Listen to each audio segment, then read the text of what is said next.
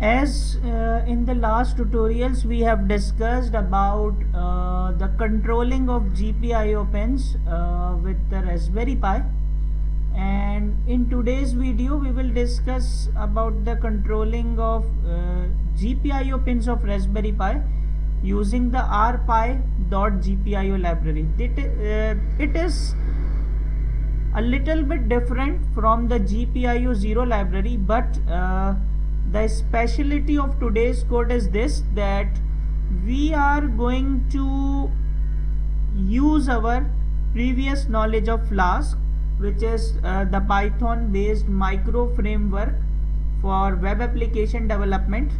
So today we will integrate the Flask, the learning of Flask with the control of LEDs through Raspberry Pi. As we have studied Flask in detail in the last lectures, so today we will discuss about the controlling of hardware on Flask, and we will control our LEDs using the Flask web page, and we will turn the LED on using the button on web page, and we will turn the LED off using the button on web page.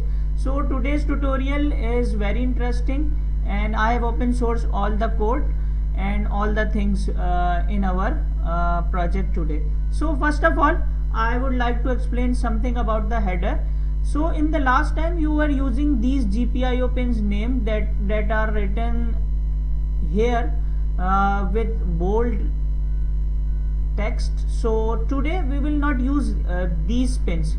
Today we will use these side pins. You can see on the side there is a even numbering on the right hand side: 2, 4, 6, 8, 10, 12, 14, 16, and on the left hand side you can see there are odd numbering: 1, 3, 5, 7, 9, 11, 13, 15. So in today's tutorial what we will do, we will control our LEDs connected to the pins of Raspberry Pi using the pin configuration of that even and odd sequence. So for remembering and for your easiness, you can see on the right hand side there are pins consisting of even numbers: 2, 4, 6, 8. So we will use the pin 24, which is here, and we will use the pin 23 today.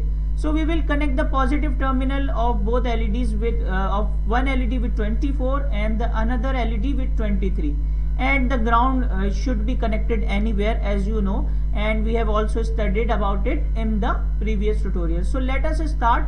The code is very simple, and I have already told you that all the things for this are open source. So I am going to my GitHub, and after opening my GitHub I will look for the code and move towards the repositories section, and there is the first code named as Flask LED control using Raspberry Pi, and we will click on it and download the code easily.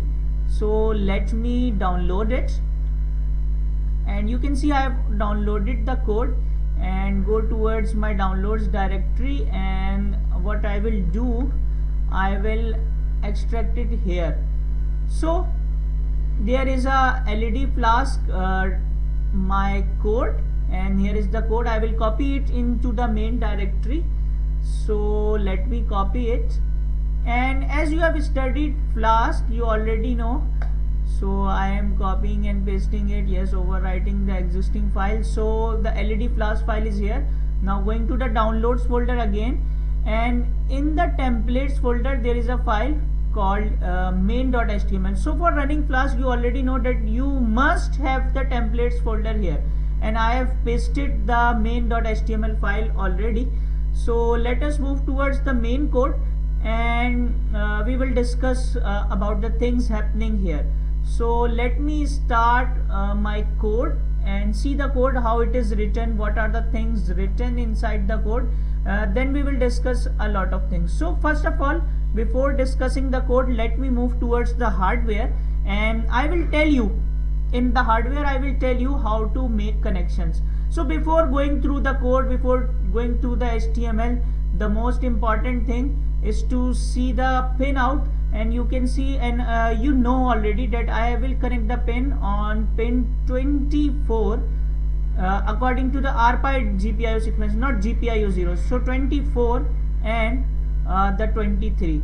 So I will connect in this sequence. So first of all, leaving all the things, let me move towards the hardware and I will explain you about the things related to it. So let us move towards the hardware now. So right now I am on the hardware platform. These are two LEDs and this is the positive terminal of both the LEDs and these are the negative terminal of both the LEDs. So what we have to do first, we have to connect both the grounds. Let me connect it. So now both of these grounds are connected to the ground pins of Raspberry Pi. It can be connected anywhere or the ground on Raspberry Pi. Now these are the two positive terminal. Let me connect it to the pin number 24 and 23. So let me connect it and I will connect according to the diagram provided and seen before. So the circuit is now completed and the two LEDs, the positive terminal of both the two LEDs are now connected smoothly with the pin number 24 and 23 of Raspberry Pi, and the other two terminals, which are the ground, are connected to the ground. That both of the terminals are connected to the pin number 23 and 24 of the Raspberry Pi, and the ground are also connected. So let us move towards our Python code. These are the usual things we do in the Flask. Then we have created a dictionary. So 2 months before we have studied dictionaries in Python in a very much detailed lecture. So in this dictionary there are two keys. The one is the name of the GPIO pin, then the other is the state. What we have done, we have made a dictionary, very simple, and both of the pins are initially low, means off. So first, after that we have used a for loop in this dictionary, and what we have done, in the first line we have made both of the LEDs as the output pins. Then after this we have made them low.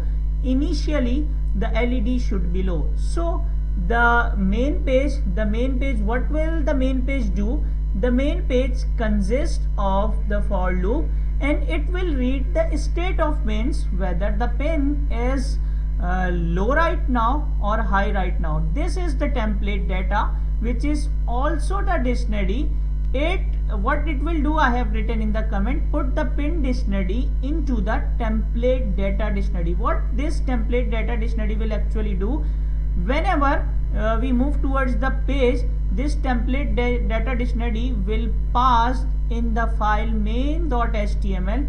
Basically it will tell the status of pins. So another app.route page, this route page has dynamic values, means the change of pin, and the action. The action is basically on and off action. The change pin is basically taking the argument, the pin number as the argument. So whenever we click on the button, it will automatically go towards this route, and we have made the change pin variable as an integer, and the name is taken from the pins dictionary, as you have already studied in the dictionary code.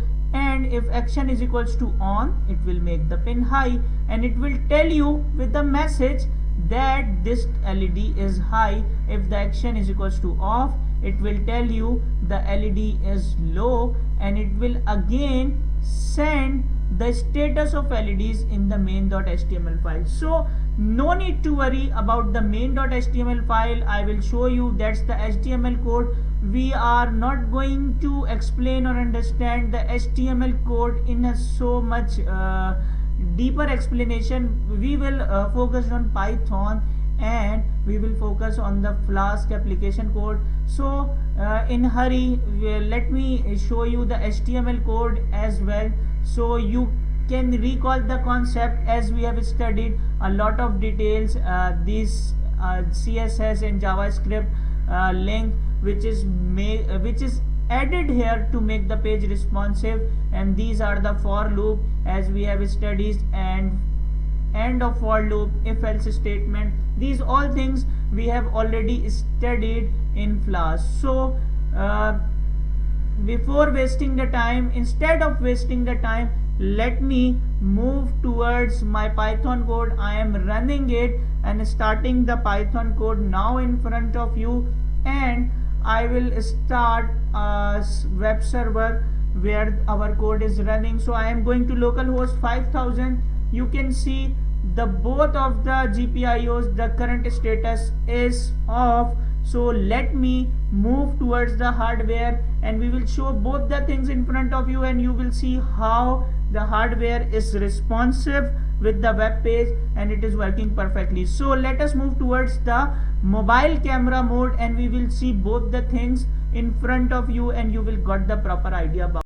So we are on in front of our screen and this is the hardware and LEDs are off. So let me move towards it and turn on the only one LED. I have clicked it and the button color change and you can see the LED is glowing.